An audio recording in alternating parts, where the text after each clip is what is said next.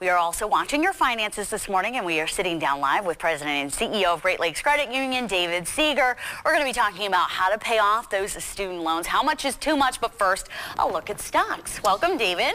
Thank you. Well, Angie, the stock market is closed today, but nonetheless, let's look at some of the pre-markets called the machine trading on the computers. Right.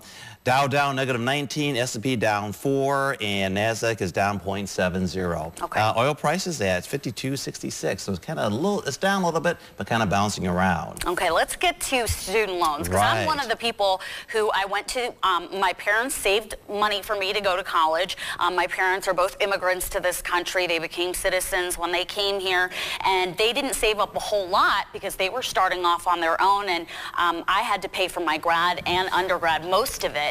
So I have plenty of student debt. What's the average, or what kind of numbers are we seeing? The average student debt is $24,301. That's not just getting out from school, but that is the average of people that have student debt.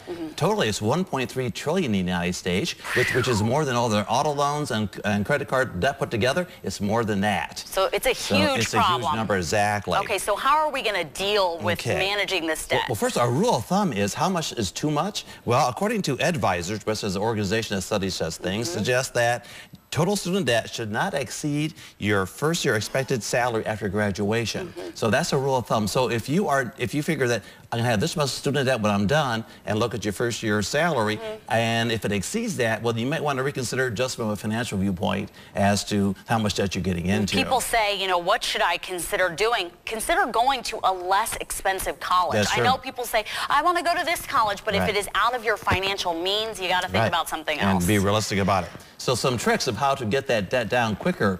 Okay, let's look at this. First of all, face the reality. Find out exactly what you have. What type of debt do you have altogether? I know a lot of young people are afraid to open the envelopes when they come. Oh, yeah. But you got to do it. That's your first step. Find out where you're at. Secondly, develop a plan. Look at your expenses. Look at things that are needs versus wants. The needs you got to pay for, wants, well, let's take that want money and apply that to the student debt. Help pay it down quicker. Okay. Also, stop using other forms of debt. When you're in a hole, quit digging. So don't get any credit card debt when you have all this student loan debt. Concentrate on paying down the student loan debt.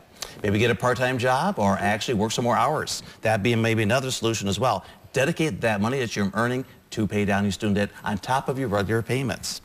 And use the avalanche method for paying debt. Avalanche method is looking at the highest interest rate first and paying down that debt. Oh, yes. So that is a smart methodology to help get it paid quicker. Consolidate your loans, another good way of doing it. And also inquire about student loan forgiveness programs. If you're a teacher, or if you are in a not-for-profit or a shovel type of job, you may be eligible for some type of student loan debt forgiveness. All right. Thanks so much, David. All right, the time